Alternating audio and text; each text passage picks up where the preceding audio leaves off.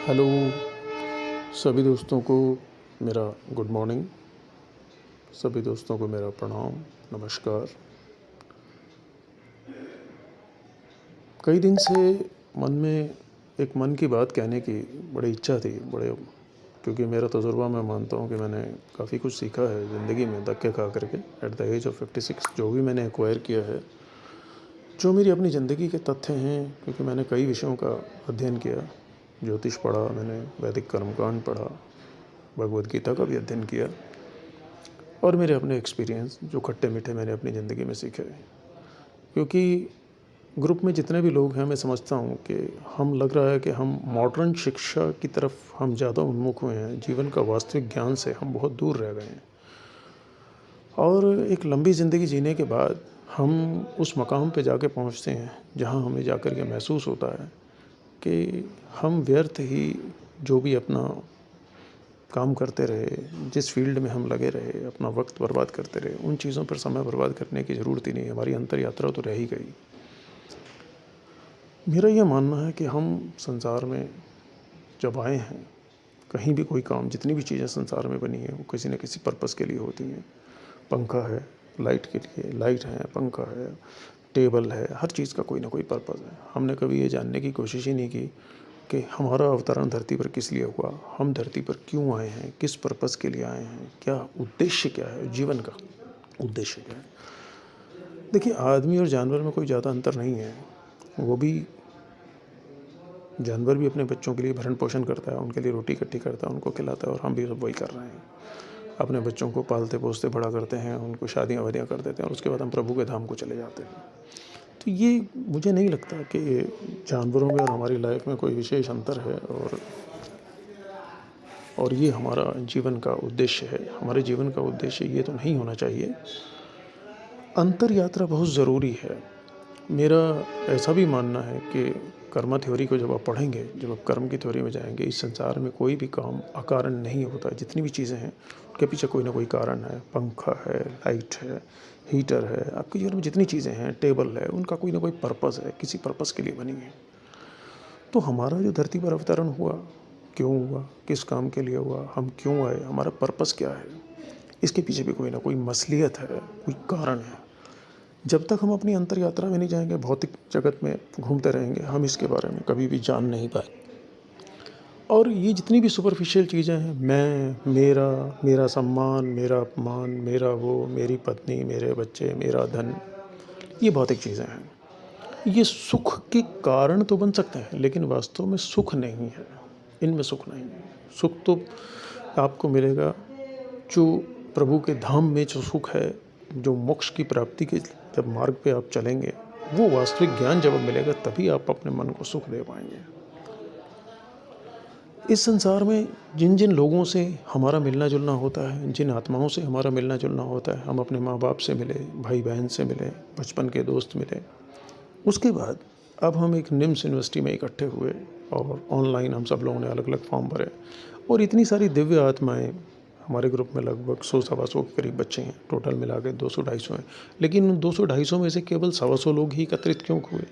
इनका आपस में मिलना कहीं ना कहीं डिसाइडेड था। ये सब चीज़ें पहले से प्री डिसाइडेड है कि इन आत्माओं को आपस में मिलना है, इनका इंटरेक्शन होना है, इनकी आपस में बातें होनी है। और इन लोगों का कहीं ना कहीं आपस में कोई कर्ज भी है, किसी न किसी फॉर्म में, ज्ञान के रूप में हो सकता है, कुछ और हो सकता है, कि हम एक दूसरे का कर्ज कहीं ना कहीं अदा करना है। धरती पर हम जो घूम रहे हैं, हर आदमी जो आया है, हर इंसान की जो कुंडली है, हर इंसान की जो हॉरोस्कोप है, वो कहीं ना कहीं अफ्लेक्टेड है, चाहे वो देश का राष्ट्रपति क्यों ना हो। सर्व सुख सभी को प्राप्त नहीं है।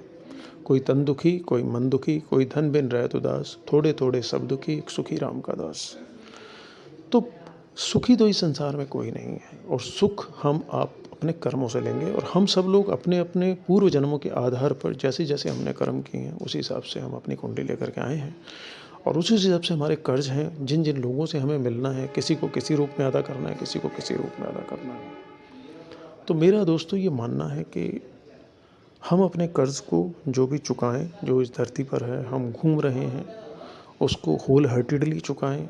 उसमें किसी प्रकार का मन में संशय वाली भावना, मन में क्रोध, ये सब चीज़ें ना रखें। क्योंकि जब हम क्रोध की भावना अपने मन में रखेंगे, या हम ईर्ष्या की भावना रखेंगे या हम बहुत ज़्यादा कंपटीशन की भावना दूसरों रखेंगे, तो हम कभी भी अपनी अंतर यात्रा में नहीं जा पाएंगे, अपने अंतर के अंदर नहीं झांक पाएंगे। तो मैं बहुत लंबा लेक्चर तो बहुत लंबा हो जाएगा, बहुत लंबी बातें हैं, बट मैं सिर्फ इतना ही कहना चाहूँगा, जो मुझे अपना कहना है, जो शब्दों मैंने बयान किए हैं वो ये है कि हमें अगर अपनी अंतर यात्रा में जीवन में सफलता प्राप्त करनी है तो हमें भौतिक चीज़ों से दूर जाना पड़ेगा और हमें मैं मेरा इन सब चीज़ों से इनको त्यागना पड़ेगा। जब तक हमारे अंदर ये मैं मेरा वाली भावना रहेगी, हम अंतर यात्रा नहीं कर पाएंगे। इस दुनिया में जितने भी हम सब्जेक्ट्स पढ़ रहे हैं, मेरा यह मानना है, मैं इंजीनियरिंग का स्टूडेंट हूँ, मैंने सिविल इंजीनियरिंग पढ़ा है, उसके अलावा मैंने योगा भी पढ़ा, मैंने एस्ट्रोलॉजी भी पढ़ा, लेकिन जो मैं समझ पाया कि जितने गूढ़ ज्ञान के विषय हैं, जो इन डेप्थ साइंसेस हैं, जो ऑकल्ट साइंसेस हैं, वो आपको जीवन जीने की कला सिखाते हैं। आप मेडिकल पढ़ रहे हैं, आप इंजीनियरिंग पढ़ रहे हैं, आप गणित पढ़ रहे हैं, ये सुपरफिशियल सब्जेक्ट्स हैं, ये आपको जीवन जीने की कला नहीं सिखाते। तो मैच्योरिटी इसी को कहा जाता है, बी मैच्योर्ड। आप थोड़ा सा सभी लोगों से मेरा ये हाथ जोड़कर प्रार्थना है, जिस भी धर्म के हों, आप अपने अपने धर्म की जो धार्मिक पुस्तकें हैं, जैसे हिंदू धर्म में हमारे यहाँ गीता है, बाइबल है, कुरान है, जो भी है, कोई भी धर्म हो, धर्म हमेशा आपको ऊंचाइयों की तरफ लेकर के जाता है। अपनी अपनी धार्मिक पुस्तकों का अध्ययन करें, अपने मन और चित्त को शांत रखें। सोने को सोना इसीलिए कहा जाता है, why gold is called gold, because it does not react.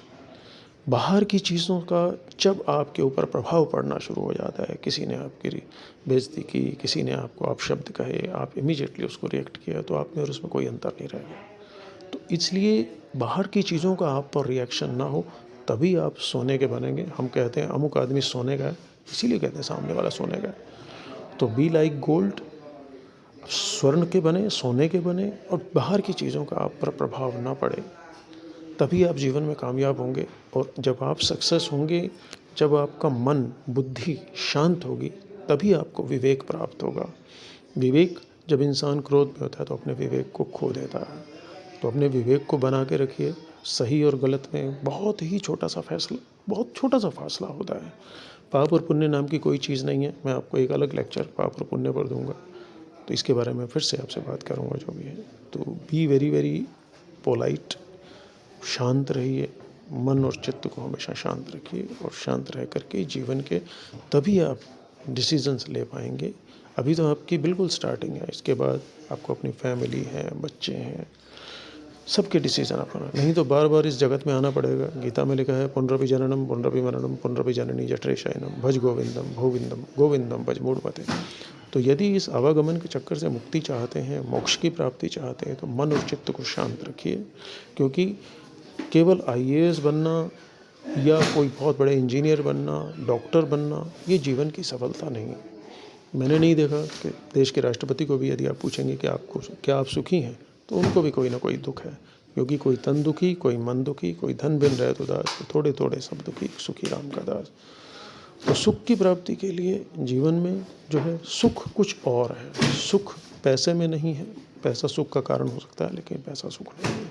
जितनी भी चीज़ें हैं, शिक्षा है, शिक्षा सुख का कारण आपको बन सकती है, लेकिन वो सुख नहीं है। यदि आप परम सुख की प्राप्ति चाहते हैं, तो उसका प्राप्त करने का केवल यही तरीका है कि आप मन चित्त को शांत रखते हुए अंतर यात्रा में जाइए, चीज़ों पर ज़्यादा रिएक्ट ना करें, और इस जीवन जन्म को भी सफल बनाएं और आने वाले जन्म को भी सफल बनाएं। सभी को मेरी शुभकामनाएं। यदि मैंने कुछ ज़्यादा कहा हो तो मैं उसके लिए माफ़ी चाहूँगा। जो मेरे मन में था, बहुत शॉर्ट में मैंने कहने की कोशिश की है, ताकि कर्म थ्योरी पर एक लंबा चौड़ा लेक्चर अलग से दिया जा सकता है। अगर कुछ लोग इंटरेस्टेड होंगे तो मैं इसके बारे में आगे पूछ सकूँ। Thank you, so nice of you, best wishes to all of you.